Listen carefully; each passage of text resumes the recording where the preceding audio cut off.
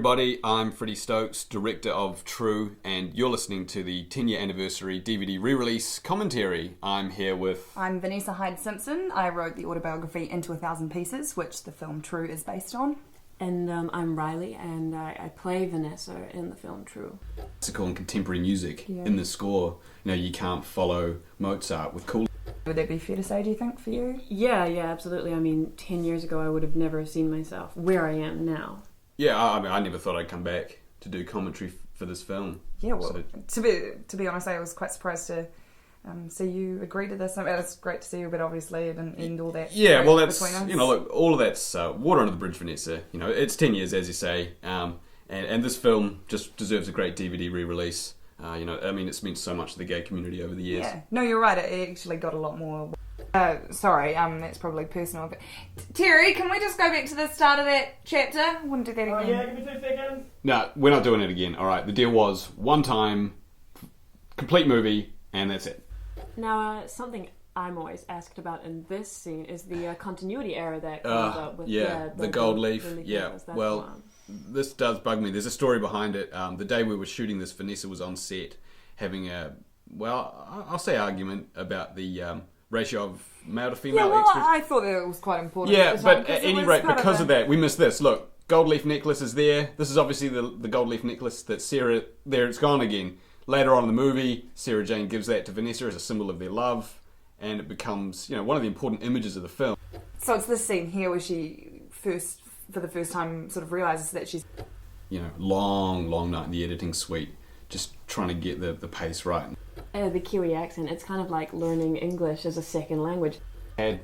Well, this is what I think is probably a really key scene, quite an important moment in the movie, and also in my life when I received this gold necklace. Which they got that chemistry really well done. I think being friends really helps with that kind of chemistry. And I've been happier, I've got to tell you. Oh, now this coming up on a very key scene, probably the key scene in the film. Wouldn't you agree with that? I don't know that we'd call it a key scene. Well, but certainly one that people discussed. You know, there was a lot of controversy about it at the time. Yeah, probably for the wrong reasons, to be honest. But I mean, you know, what's wrong about it, really? Well, let's not open that right now. Okay.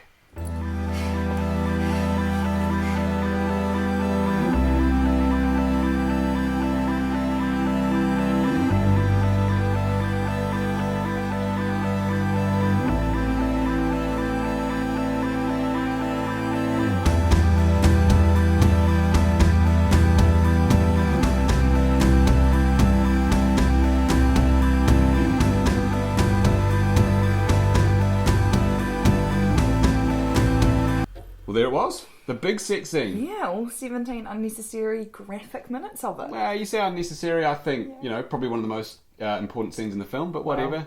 We actually did shoot for about a 25-minute. In Monroe, I'm a really big fan of Stanislavski, and that's the method that I like to use, so I was really lucky to be working with someone like Freddie. You were. Obviously, entirely how I pictured it visually when I was writing the book, and obviously...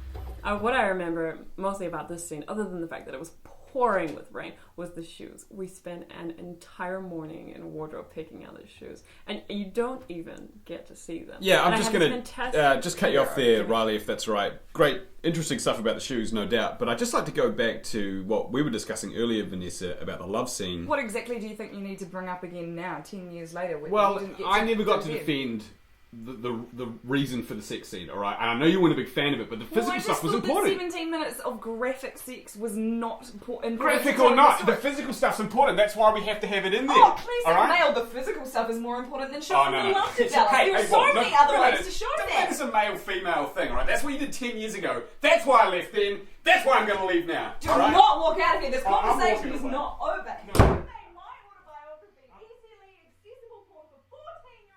So, well, the shoes, it was actually in my contract that I got to keep one pair of shoes that I had worn, and I picked these ones, and I actually wore them to my first Teen Choice Awards, and then afterwards I sold them on eBay. Alright, well, you know what? I'm not going to walk away this time. I'm going to stay here and finish the commentary on my movie that I directed. Okay, this whole thing's not about you, Vanessa. It is about me. It's literally the story of my life. Yeah. Well, your book was all right. The movie was amazing. Okay, your book spent 4 pages talking about a gold leaf necklace. Who do you think you are, J.R. Tolkien? Actually, still think I'm a lesbian, but I don't really believe in labels. Oh well, I've been talking for a while now. Freddie, do you have anything you want to say on this scene? Yeah, there's something coming up that's moderately interesting. How could you do that? Yes! Why? I did it because I love you. I hate you. The line, though, was, I did that. I did that because I love you. Yeah. Oh, I hadn't even realised, but it flows really well the way it is. Well, it flows all right, but, you know, we have a script for a reason, I think, Riley. It's such a minor detail. It's one word. Yeah, but that's what acting is. It's all about Pedantic. details. It's real rich that you're going to sit there and talk about creative freedom when you're the person who made all these little preconditions before we even considered filming this thing. You know, it was... I did. Yeah. The biggest one that I would have wanted to have a piece of control over would have been who played me, but you got to do that. I got to do that. I got a call from, Alan.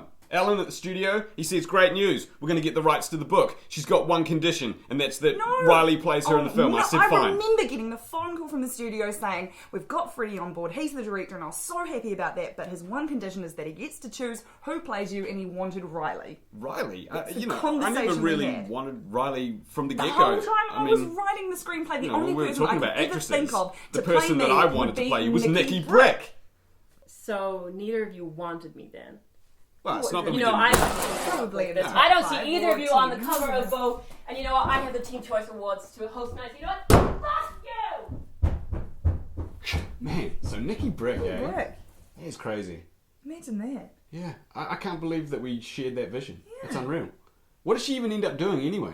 I think, was that when she was doing that Alaskan survival movie with it, That's right. the real Yeah, cold- and that's where she lost the 6 toes to frostbite. That's right. Of course. No, that makes sense. That's crazy. But didn't she do well on Dancing with the Stars? Yeah, no, you should meet her. I would love to meet her. I would. Well, we're at the end of the movie. Thanks very much, everyone, for listening to the commentary. I've personally really enjoyed doing this. Yeah, no, it's been great. It's been fun. This is Freddie Stokes And Vanessa Hyde-Simpson. signing off. Cool. What are you up to now? I was just going to go get some lunch. Yeah. I don't know if you want to maybe come along. Yeah, no, I'd love to. I kind of want to talk to you about my latest book.